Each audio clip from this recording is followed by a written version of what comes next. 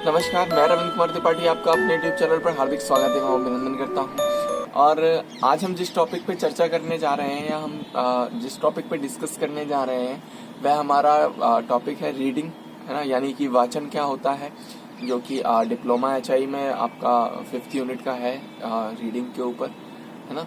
तो रीडिंग है क्या?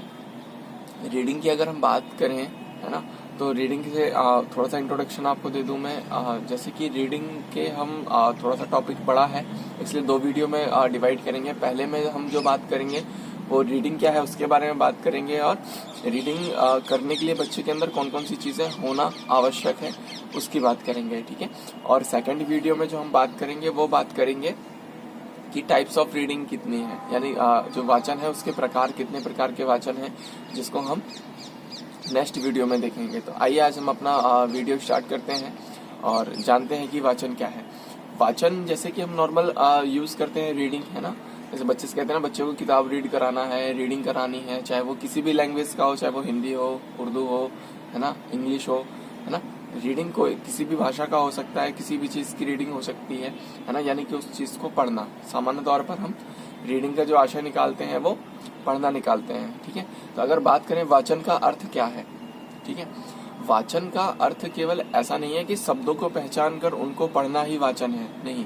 शब्दों को पहचानना तो वाचन है ही, साथ में उसके साथ में शारीरिक और मानसिक कई सारी क्रियाएं होती हैं बच्चा जब रीडिंग करता है ना, जिसके बिना रीडिंग असंभव है।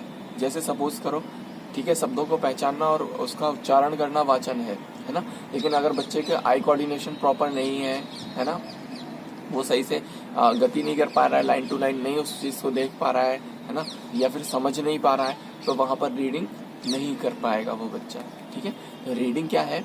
रीडिंग केवल अक्षरों को पहचान कर और शब्द जानना से नहीं, है ना। रीडिंग का आशय जो है वो ये है कि बच्चा शारीरिक और मानसिक रूप से भी परिपक्व हो, जिससे कि वह अच्छी तरीके से रीडिंग कर पाए, ठीक है।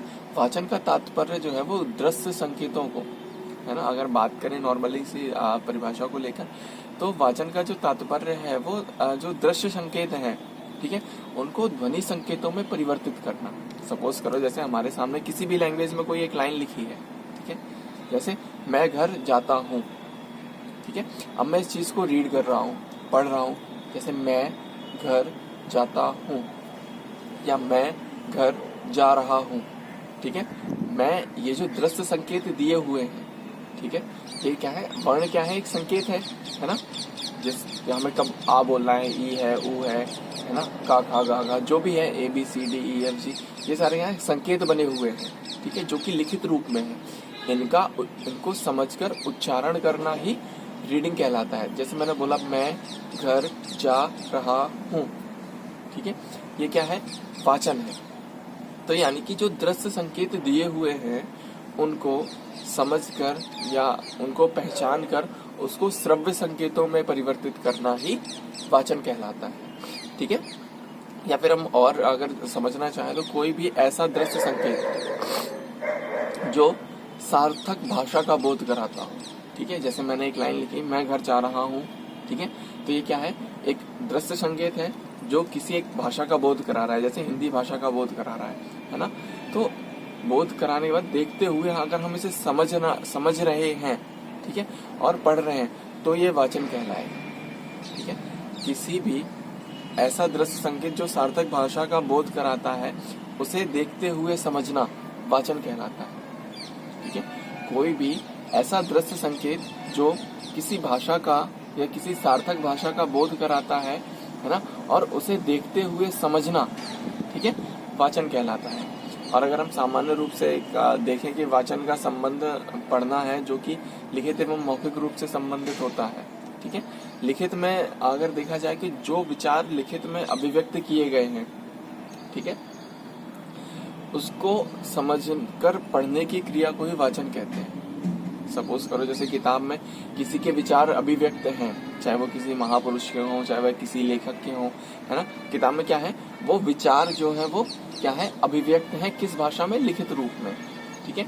उनको समझकर जो पढ़ने की क्रिया है, है ना, कि क्या लिखा हुआ है, ये किस चीज का संकेत है, हमें क्या उच्चारण करना है आदि को समझकर, है ना, पढ़ने की क्रिया जो है वो वाचन कहलाती है। ठीक है, अगर अब हम बात करें मेनली कि वाचन के लिए बच्चे के अंदर कौन कौन सी चीजों का होना आवश्यक है, या फिर बच्चे के अंदर कौन कौन से कौशल का होना आवश्यक है। अब सपोज करो जैसे हमें कोई चीज पढ़नी है, ठीक है, कहीं पर कोई लाइन लिखी हुई है या कहीं पर कोई किताब है, हमें अगर उसको पढ़ना है तो सबसे पहले हमारे अंदर क्या होना चाहिए, क्या होना चाहिए, मन में सोचिए आप लोग, है ना। सबसे पहले उसके अंदर होना चाहिए कि हमको जो है वो वर्णों का ज्ञान होना चाहिए। अगर हम अल्फाबेट को ही नहीं जान पाएंगे तो उसको उच्चारित कैसे कर पाएंगे, है ना। तो सबसे पहले जो हमें बच्चों को सिखाना है वो क्या है, अगर बच्चों को रीडिंग करानी है तो सबसे पहले बच्चों के अंदर वर्णों को पहचान करना आना चाहिए, यानी उन्हें वर्णों की पहचान हो कि वर्ण क्या है ना, अल्फाबेट कौन कौन से हैं, ये ए है, ये बी है, ये सी है, ये डी है, ये का है, खा है, गा है, जो भी है ना। तो सबसे रीडिंग का जो मुख्य बिंदु है वो सबसे पहले है वर्णों की पहचान या वर्णों का ज्ञान होना। ठीक है, अगर हम सेकंड की बात करें, सेकंड पॉइंट ऐसा कौन सा होगा जो बच्चों के लिए बहुत कारगर होगा, यानी बहुत आवश्यक होगा, वह है कि उच्चारण कौशल का ज्ञान। ठीक है, यानी बच्चे को कौन सा वर्ण कैसे उच्चारित करना है इसका ज्ञान बच्चे को हो, तब जाकर के वो रीडिंग कर पाएगा। ठीक है, अगर अब बात करें तीसरा पॉइंट तो आंखों का समन्वय, है ना, यानी कि आंखें उसकी प्रॉपर गतिशील होनी चाहिए, ऐसा नहीं कहीं अटक जाए तो वो आगे की लाइन देख ही ना पाए जिससे वह उसे पढ़ ना पाए। ठीक है, और इसके बाद अगर चौथे पॉइंट की बात करें तो चौथा पॉइंट जो है वो है पढ़ने का तरीका, है ना। बच्चे को जो है वो पढ़ने का तरीका आना चाहिए कि उसको कौन सी लैंग्वेज को किस तरीके से पढ़ना है। जैसे हिंदी हम पढ़ते हैं बाएं से दाएं की तरफ, ठीक है, ऐसे ही अगर हम बात करें तो जैसे उर्दू, है ना, वो पढ़ते हैं दाएं से बाएं की तरफ। तो बच्चे को पढ़ने का तरीका आना चाहिए रीडिंग करते समय कि हमें किस लैंग्वेज को किस तरीके से पढ़ना है। ठीक है, और अगर नेक्स्ट की बात करें तो शब्दों को पढ़कर उसके अर्थ को समझना। ठीक है, बच्चा शब्द को पढ़ ले, शब्द को पहचान ले और फिर उसके अर्थ को समझ पाए, तभी वाचन जो है वो सफल हो पाएगा।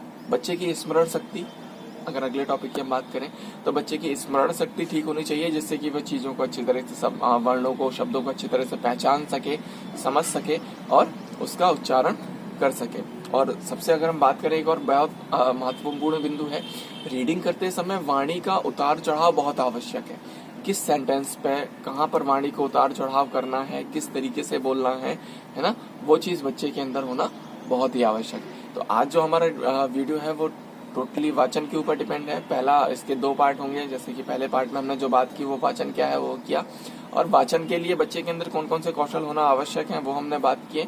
इसके अलावा जो सेकंड वीडियो अब हमारा होगा उसमें हम बात करेंगे टाइप्स ऑफ रीडिंग की, यानी कि वाचन के प्रकार कितने हैं, कौन कौन सी रीडिंग होती है। तो एक बार पूरा ओवरव्यू लेते हुए चलते हैं, है ना। वाचन क्या है, वाचन कोई भी ऐसा दृश्य संकेत, है ना, जो सार्थक भाषा का बोध कराए, उसको देखते हुए समझना वाचन। ठीक है, या फिर जो लिखित भाषा में विचार किसी के भी अभिव्यक्त हैं, क्या किसी के भी विचार लिखित भाषा में है, उसको समझकर पढ़ने की जो प्रक्रिया है वो वाचन कहलाती है। ठीक है, तो और अगर बात करें क्या क्या चीजें बच्चों के अंदर होना चाहिए, तो जैसे वर्णों का ज्ञान है ना, उच्चारण का बोध है, उच्चारण बच्चा कर सके, आंखों का समन्वय है, पढ़ने का तरीका है, शब्दों का पहचान करना है, उसके अर्थ को समझना है, स्मरण शक्ति है, वाणी के उतार चढ़ाव है, ये सारी चीजें बच्चों को आनी चाहिए। तो आशा करता हूँ मैं आपको आज का मेरा वीडियो समझ में आया होगा, और मैं आशा करता हूँ कि मैं भी आपको समझाने में सफल रहा हूँगा। फिर भी अगर आपके कोई अगर डाउट है, कोई भी समस्या है, तो वो आप कमेंट बॉक्स में पूछ सकते हैं। और जो लोग चैनल पर नया है वो एक बार लाइक और सब्सक्राइब जरूर करें।